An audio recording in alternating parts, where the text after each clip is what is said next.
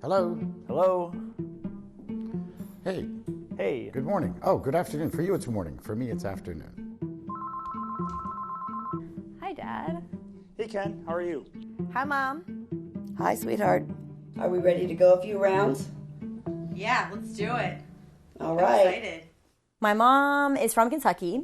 She's lived in Los Angeles for 21 years. Tiffany and I have a very good relationship, except for politics. I have two sons that are conservative like Mom, and then I have my daughter who's the liberal. I'm a public school teacher. I teach social studies, high school.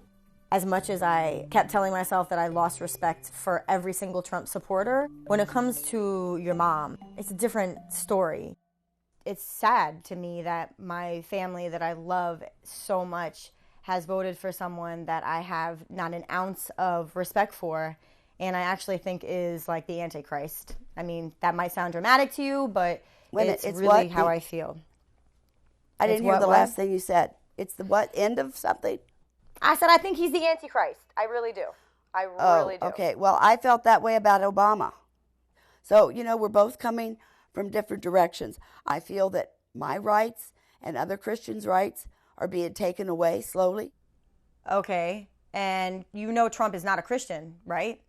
No, he is. Because your brother went on a website and found this site that said Trump had become a Christian, that he did not want it to get out because people would think he was just doing that for the election. Separation of church and state means nothing to you? The fact that the country is not Christian. For the last 6 months before the election, this is what I prayed. And this is what millions, I'm sure, of other Americans prayed. I don't know who's telling. You prayed for Trump. Will you wait for a minute? Yes, I did. I said, God, I don't know who's telling the truth and who's lying, but you do. Please help the person that can lead this country the best get elected. Mm-hmm. Well, God has a funny sense of humor. Well, evidently God thinks he'll do a good job. Do you think he'll do a good job? Let's leave God out of it. What upsets me, Tiffany, is you guys, liberals, are not giving Trump a chance. Personally, I did work with Donald Trump. Come on, inside. And found him to be very reputable. Back in 1983, I started a prefabricated wall company. We have enjoyed quite a bit of success. I love my son. He's a gay male. He's a fantastic human being. I have 2 master's degrees and a bachelor's in policy because I'm interested in the way that the economy or the government should work. I don't think it was hard talking to you, but I think for a number of weeks after the election, I didn't want to talk to anyone that didn't understand why there was a lot of reason to be upset. Did you find it difficult to talk to me? In some ways, yes, but not because Donald Trump won. It was because I could see that you were visibly upset. Do you feel like you respect my opinion or take on things? I don't know of anyone that I respect more. You just have a way of plotting the information, understanding where you are, and projecting that better than anybody else that I know. I go on a sense of more of a belief, I think. I think we're going to disagree on legitimate things. And I really thought we were going to agree at talking about how big his dick size was on national television. I thought that was the bar. That was like 8 months ago. And now it's okay for him to have active vested interests and the opportunity to make millions of dollars off of a phone call to Taiwan, even when it violates, not billions of dollars off of investments, even when it violates international norms and potentially puts the U.S. at risk for, again, trade war or outright war. Where do I find common ground here? I want to find it so bad. When I come to a situation like Donald Trump, I can tell you, on my job site in 1986, when he goes up on the scaffolding on the top of the Taj Mahal and shakes my laborers' hands and says, you're doing a great job, I read that as great character. I like that. Now, maybe he's done other things in other people's eyes that diminish that. But I saw that myself. I saw that. That was tremendous to me. And I really believe, looking at this and the way I see it, as the dawn of correction. I really do.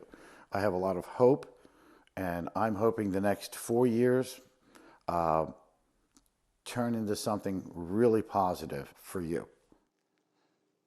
Dad, you want to start? No. What's your greatest hope for a Trump presidency?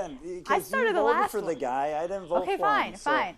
I am planning to go to law school. I'm also on the executive board of College Republicans.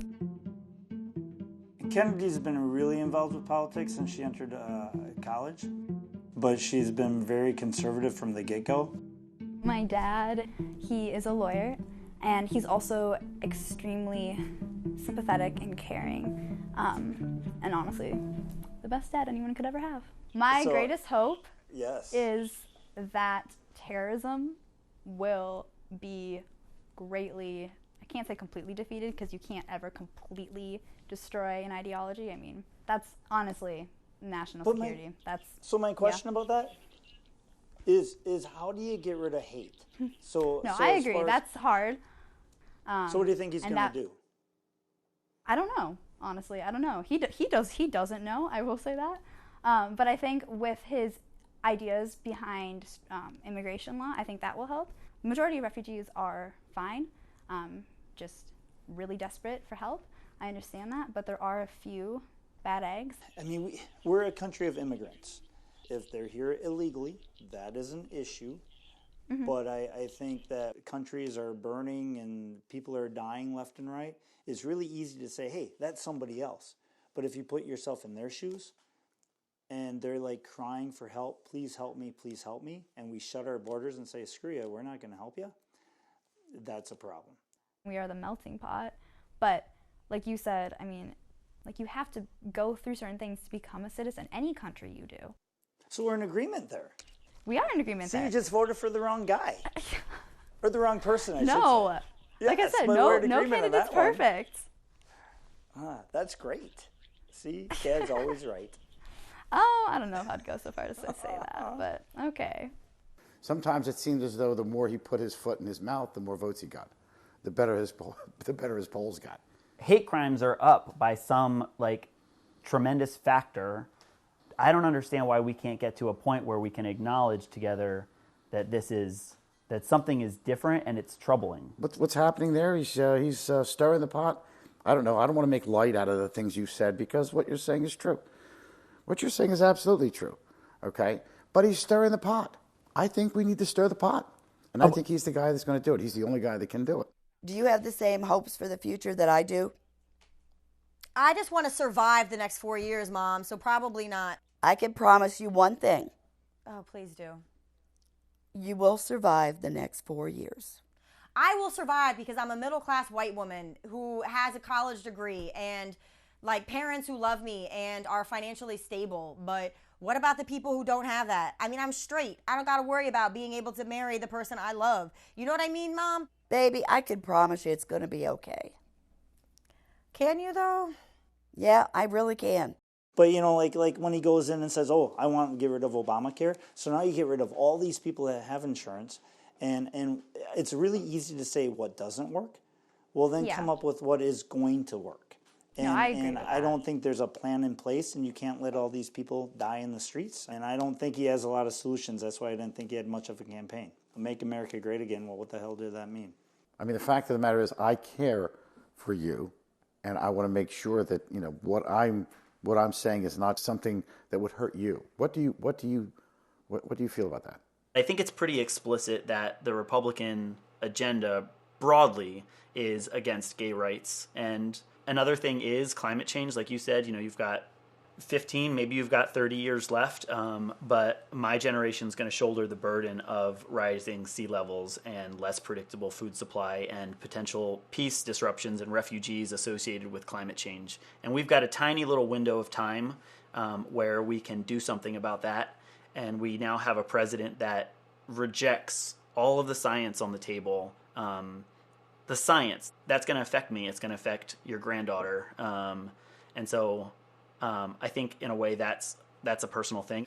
We've made a lot of strides in gay rights. We've made a lot of strides in human rights. We've come a long way. I don't think there's any going back on that. I really don't. And I'm just hoping that they continue to change to the better. And I'm hoping Donald Trump's going to be the cornerstone of that. What do I want most for you is I want you to be happy. I want you to be secure.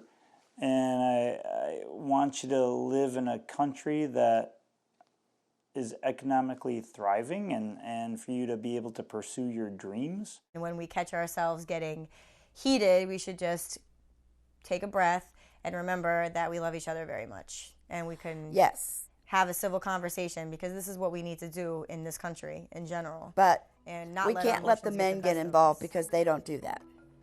All right, baby, I love you. I love you so much. I see you Saturday.